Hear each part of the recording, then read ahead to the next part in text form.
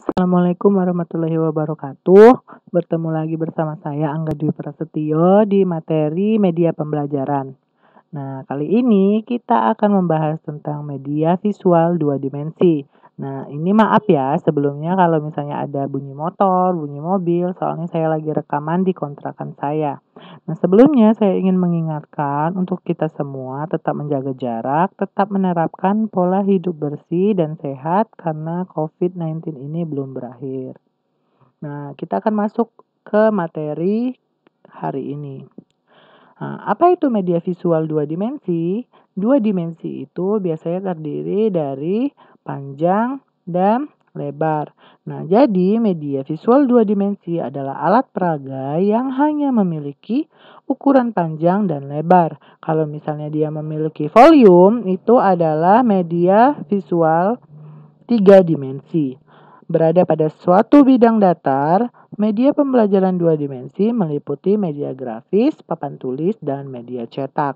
Jadi kemarin kita sudah membahas tentang media grafis, dan hari ini mungkin saya akan membahas secara sekilas saja. Berikut adalah klasifikasi media visual dua dimensi.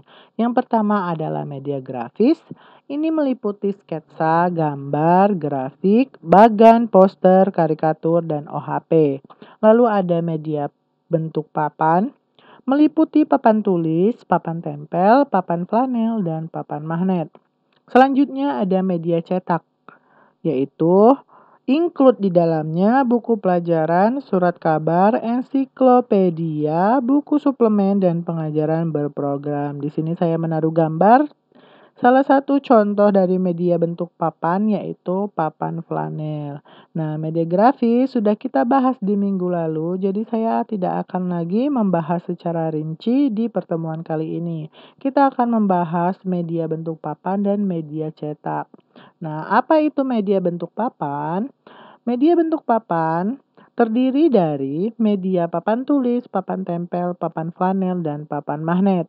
Nah, media papan tulis adalah sebilah papan yang berfungsi untuk menuliskan pokok-pokok, bukan popok-popok, keterangan guru dan atau rangkuman pelajaran. Nah, sedangkan media flanel aka visual board atau biasa disebut visual board adalah suatu papan yang dilapisi kain flanel atau kain yang berbulu di mana dapat diletakkan potongan gambar atau simbol lain. Tentunya ini juga terbuat dari kain flanel. Nah, biasanya potongan gambar atau simbol lain ini disebut item kain flanel. Selanjutnya adalah papan tempel. Papan tempel adalah sebilah papan. Jadi kalau sebilah itu satu ya. Saya sebenarnya ingin menggunakan kata seonggok. Tapi kata teman saya seonggok itu kayak kumpulan beberapa hal yang tidak berharga gitu. Jadi saya tidak gunakan. Nah, sebilah papan yang berfungsi sebagai tempat untuk menempelkan pesan dan tempat menyelenggarakan suatu display yang merupakan bagian aktivitas penting suatu sekolah. Nah, ini kalian pasti udah ada gambaran ya papan tempel itu. Tidak hanya di SD, biasanya juga ada di SMP, di SMA, dan di universitas. Nah, biasanya nanti akan ditempel brosur, leaflet, gitu-gitu seperti informasi beasiswa, informasi lomba, olimpiade, dan lain sebagainya.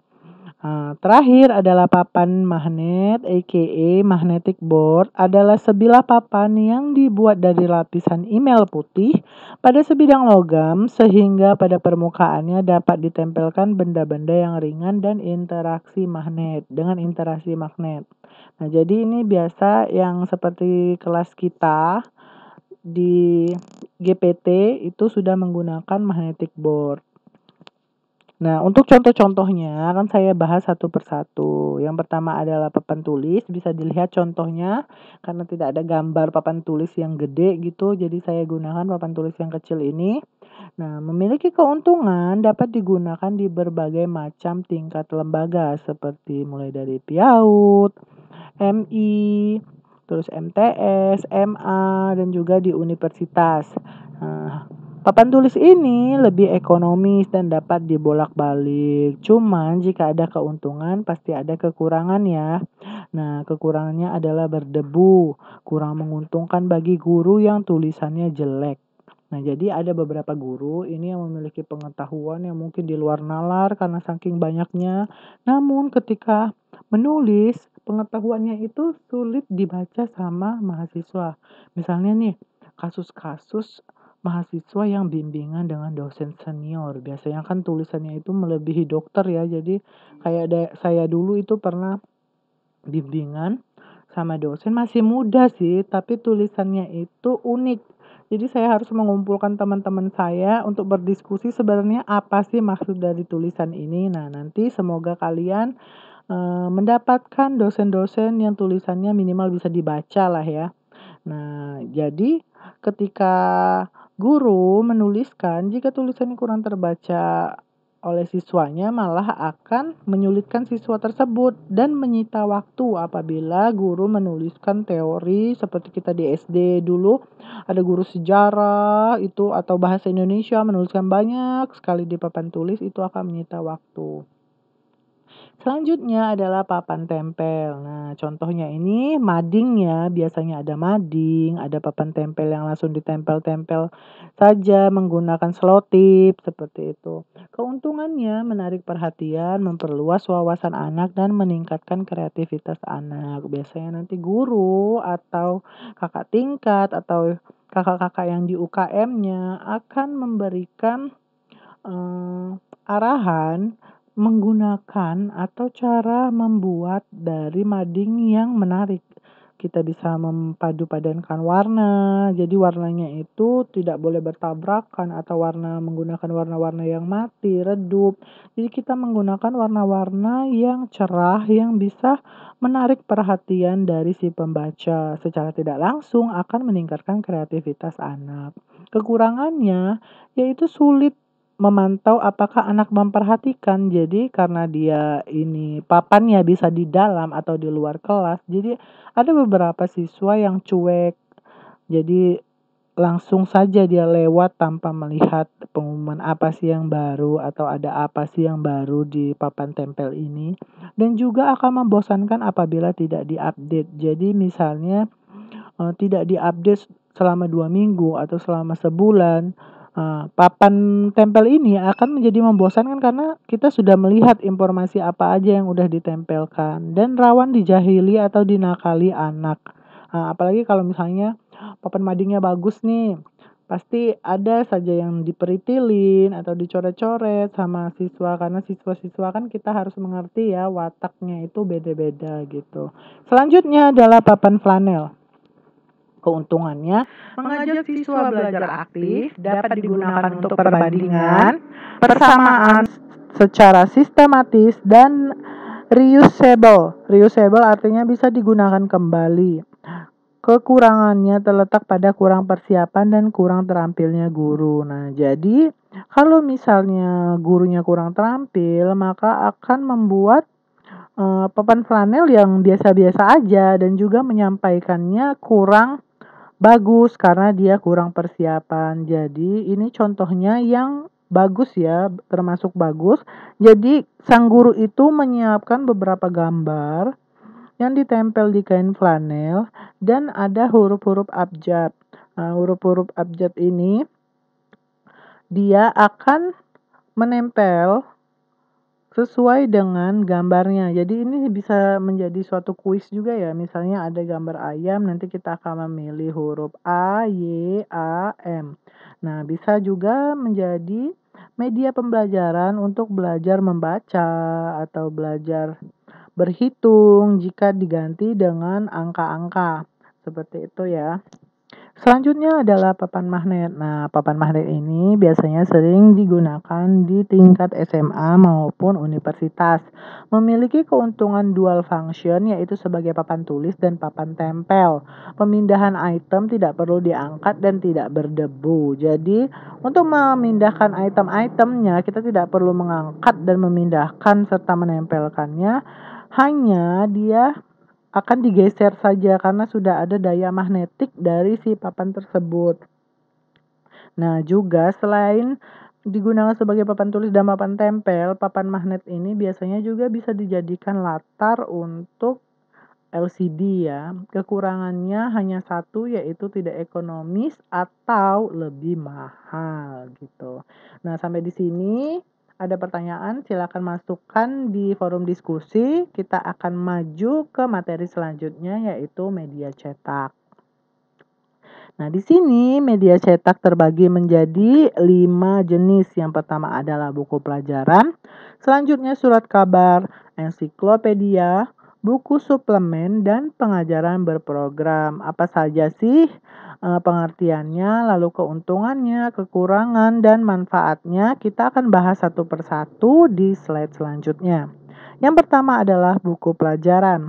Buku pelajaran adalah suatu penyajian dalam bentuk bahan cetakan secara logis dan sistematis tentang suatu cabang ilmu pengetahuan atau bidang studi tertentu. Jadi, buku pelajaran ini bersifat spesifik ya. Nah, misalnya buku biologi hanya membahas tentang pelajaran biologi. Nah, buku fisika hanya membahas tentang pelajaran fisika. Jadi tidak ada misalnya buku fisika membahas tentang pembelajaran biologi atau buku biologi membahas tentang pembelajaran dari matematika. Jadi lebih spesifik. Keuntungannya bernilai ekonomis, komprehensif atau secara menyeluruh, sistematis dan mengembangkan sikap mandiri belajar siswa. Jadi bagi siswa yang suka membaca ini akan diberikan keuntungan karena ketika guru menjelaskan di kelas itu kan waktunya hanya terbatas, jadi tidak menyeluruh, siswa bisa melakukan pengayaan dengan membaca buku pelajarannya di rumah maupun di sekolah. Nah, manfaatnya adalah sebagai alat pelajaran individu dan berguna juga loh bagi guru, yaitu sebagai pedoman guru dalam mengajar, mengembangkan kecakapan guru dalam organisir bahan ajar. Jadi pastinya guru, dosen itu sebelum memberikan pembelajaran pasti mencari referensi-referensi tentang materi yang akan disampaikan. Nah, jadi dengan membaca, guru atau dosen ini bisa mengorganisir bahan ajar apa aja yang perlu disampaikan. Tidak perlu kan semuanya kita sampaikan di dalam satu slide atau di dalam satu kelas pembelajaran. Jadi akan diambil poin-poinnya saja yang benar-benar penting untuk disampaikan. Selanjutnya adalah surat kabar. Surat kabar adalah media komunikasi massa dalam bentuk cetak yang tidak perlu diragukan lagi peranan dan pengaruhnya terhadap masyarakat pembaca pada umumnya. Nah, surat kabar ini artinya dia mencakup atau menyeluruh. Jadi semuanya bisa membaca surat kabar dari mulai tukang becak, ojol, atau mulai dari pegawai biasa hingga bos-bos besar itu pun gemar membaca surat kabar. Keuntungannya adalah membangkitkan motivasi membaca, clipping-clipping menarik perhatian siswa, bahan diskusi. Artinya, kalian kalau dulu ada nggak sih tugas yang disuruh membuat clipping-clipping? Kalau zaman saya dulu ada. Jadi misalnya akan ditentukan tema besarnya. Nah, misalnya adalah bencana alam. Nah, nanti kita akan mencari di surat kabar itu berita-berita tentang bencana alam dan ditempel, dijadikan satu. Jadi seperti meresum gitu ya. Nah, ini akan menjadi menarik bagi siswa, menarik perhatian siswa, dan bisa dijadikan bahan diskusi. Fungsinya adalah bahan bacaan hangat dan aktual, artinya adalah terkini. Aktual itu adalah kejadian sebenarnya, terkini, baru saja, hangat, seperti itu ya. Datanya pastinya ter-up to date. Sarana belajar menulis artikel. Jadi kalau misalnya siswa membaca surat kabar, secara tidak langsung dia akan membaca gaya tulisan. Bagaimana tata tulis dari surat kabar ini, bagaimana caranya menulis artikel. Secara tidak langsung dia akan tahu, oh kalau menulis artikel ini seperti ini. Tidak terlalu baku, jadi langsung to the point, tidak bertele-tele, seperti itu. Dan memperkaya pengetahuan serta meningkatkan kritis dalam diskusi. Nah, jika kita banyak membaca, kita akan banyak tahu. Jadi ketika diskusi, kita punya bahan untuk diskusi, biasanya akan lebih kritis, seperti itu. Nah, selanjutnya adalah ensiklopedi. Ensiklopedi adalah sumber bacaan penunjang, kamus besar yang memuat berbagai peristilahan, ilmu pengetahuan terbaru yang menjadi sumber belajar yang cukup penting bagi siswa. Nah, keuntungannya adalah menampilkan gambar dan warna yang menarik perhatian siswa. Informasi disajikan ringkas dan lengkap. Fungsinya memberikan motivasi dan petunjuk yang tepat kepada siswa sebagai bacaan penunjang pelajaran. Nah, ini contohnya ya adalah ensiklopedi anak muslim. Ini bisa meningkatkan SQ, IQ, dan EQ. Nah, jadi biasanya ensiklopedi ini berisi gambar-gambar dengan warna-warna yang menarik. Jadi tidak hanya di jenjang PAUD, biasanya sebelum PAUD pun anak-anak yang belum bisa membaca dengan buku-buku ini bisa didongengin. Dia akan sangat senang karena warna-warnanya itu menarik perhatian dan informasi yang disajikan biasanya ringkas, padat, dan jelas. Selanjutnya adalah buku suplemen. Nah, buku suplemen ini biasanya yang lagi in gitu ya, seperti kita biasanya suka membaca novel, suka membaca buku-buku fiksi atau non-fiksi, yaitu buku-buku yang menjadi suplemen bagi siswa baik berkaitan atau tidak dengan pembelajaran, terdiri dari fiksi maupun non-fiksi. Keuntungannya adalah memberikan pengalaman yang baru kepada siswa dengan gaya bahasa dan tata tulis yang berbeda dengan buku pelajaran. Biasanya kalau buku suplemen ini gayanya lebih bebas, lebih menarik untuk dibaca ya karena ada alur ceritanya yang jelas sehingga kita biasanya terhanyut dengan membaca-baca buku suplemen ini. Fungsinya adalah bahan pengayaan bagi anak, memberikan bekal untuk memantapkan aspek-aspek kepribadiannya seperti percaya diri dan berani. Loh, kok bisa buku suplemen membuat siswa percaya diri dan berani? Jadi, ini contohnya adalah Harry Potter ya, adalah fiksi ya, buku fiksi. Jadi, ada beberapa buku seperti latihan silat atau buku-buku latihan kungfu seperti yang di film Kung Fu Hustle itu bisa meningkatkan percaya diri dan berani pada anak. Nah, selanjutnya kalau di Indonesia sendiri mungkin yang bisa membangkitkan motivasi ada Laskar Pelangi, ada juga Sang Pencerah dan lain sebagainya ya. Yang terakhir adalah buku atau media cetak pengajaran berprogram. Nah, pengertiannya adalah salah satu sistem penyampaian pengajaran dengan media cetak yang berisikan langkah-langkah kegiatan. Jadi kalau ada langkah-langkah, siswa harus mengikuti tiap langkah-langkahnya tersebut ya. Memungkinkan siswa belajar secara individual sesuai dengan kemampuan dan kesempatan belajarnya, serta memperoleh hasil sesuai dengan kemampuannya juga. Biasanya komposisi dari pengajaran berprogram ini ada materi. Selanjutnya akan ada soal. Nah, setelah siswa mengerjakan soal itu, akan ada kunci jawaban di halaman yang berbeda. Jadi biasanya nanti akan ada instruksi untuk melihat kunci dari jawaban yang sudah siswa tersebut pilih. Nah, fungsinya siswa dapat mandiri dalam belajar sebagai pengayaan dari materi yang telah diberikan guru di sekolah. Contoh dari pengajaran berprogram ini ada buku praktikum, buku LKS atau lembar kerja siswa, dan ada juga modul tematik. Jadi di sana berisikan komposisi, materi, soal, dan kunci jawaban. Jadi siswa bisa langsung belajar, kemudian langsung bisa mengulang pembelajarannya dengan mengisi soal-soal dan bisa mengetahui jawabannya. Biasa nanti akan ada ulasan di tiap jawaban. Misal kunci jawabannya ternyata jawabannya salah, maka dia bisa langsung memperbaiki, oh kunci jawabannya adalah ini. Jadi bisa langsung diperbaiki. Biasanya metode ini akan lebih cepat nyantol ya atau cepat lengketnya di kepala si siswa tersebut karena langsung bisa diulas seperti itu. Karena kalau menunggu guru, jam pelajaran yang ada di sekolah kan hanya terbatas. Jadi siswa harus lebih aktif sendiri untuk melakukan pembelajaran. Nah, sampai di situ materi hari ini.